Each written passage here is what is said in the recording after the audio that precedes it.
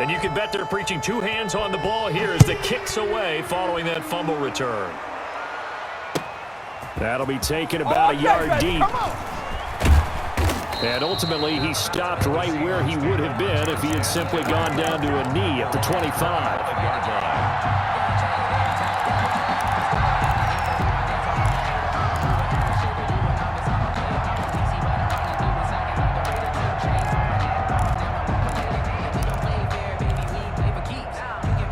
Coming to the line here to begin their next drive, the Seahawks offense. And let's face it, this drive is not going to have any bearing on this game, but it's kind of important for one reason, isn't it? It certainly is. You got to get points. And okay, all right, I'm being facetious here, but you get points, you feel a little bit better about yourself as you move on to the next one. And down he goes, but he takes it up to the 40. They may want to go back to that one. First play of the drive, good for 15 and a first down. Eluding the pressure right. He's going to take off with it. And they've got it well across midfield down to the 40 before it's all said and done. That one a broken play, but it ends up being a good play. The scramble goes for 20. First down, Seahawks. Flush to his right. That's complete into the hands of Carson. They'll contain him to just 4. Second down. One thing I think that's safe to say defensively, the tackling's been really good. And because of that, it's been very, very hard for them to move the ball because you're not getting the benefits of run after catch. They're tackling him almost on the spot. That means you have to run extra plays, harder to move it. And he takes this just a few yards shy of the red zone before going out. A gain of 13. It's a first down. Nice game there, partner, but you and I both know that won't do anything for the final score. They're not going to win this one. Right now they're playing for pride and fantasy points. And just to erase that goose egg, nobody wants to. And he's going to have to eat this one as down he goes. And we are inside of 2 minutes left in this lopsided affair. So it's Seahawk football as we march toward a conclusion. They're looking at second down now as they search for a consolation score. Being chased out left.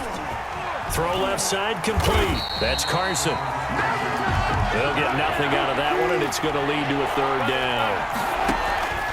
Third and long, it's Wilson. So he rolls out of the pocket left, and he can't get rid of it. He's taken down. Give the sack to Jerome Baker. We've been around this league for a while, and many coaches never pull their starting quarterback, almost no matter the situation. In this case, though, I think he's got to make a decision. He's taking a pretty good beating out there. Yeah, with the deficit, maybe not wanting to risk an injury.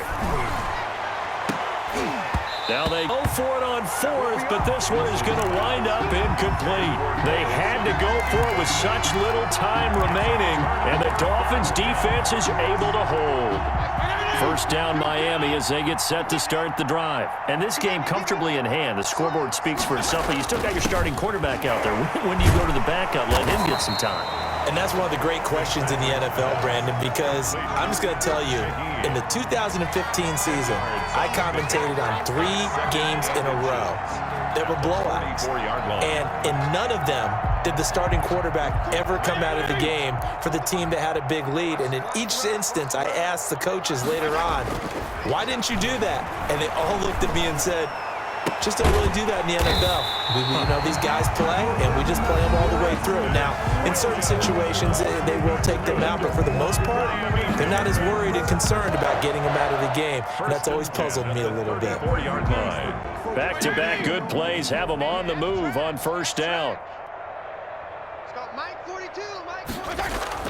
Fitzpatrick here to throw.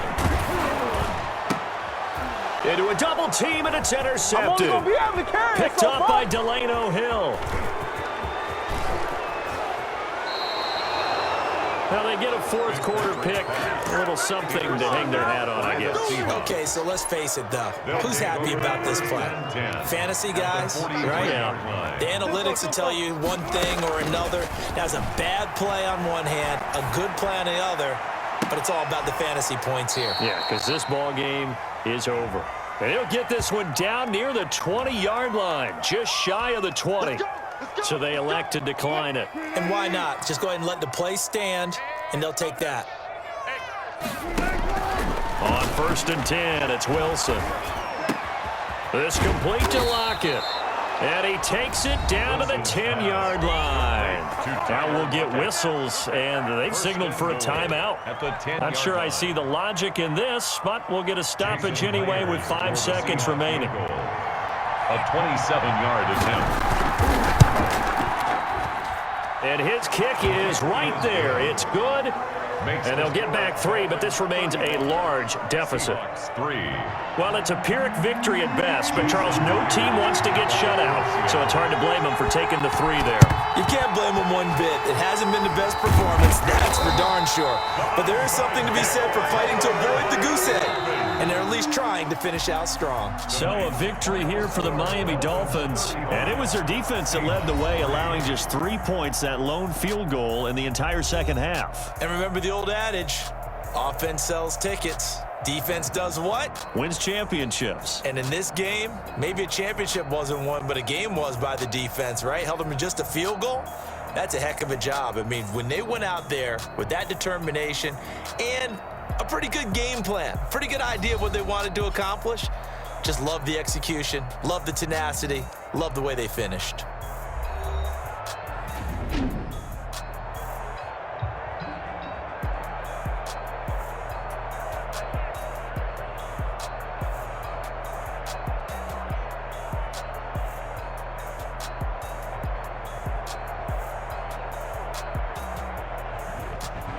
So that'll just about do it for Charles Davis. I'm Brandon Gaudin. You've been watching the NFL on EA Sports. For more, log on to easports.com.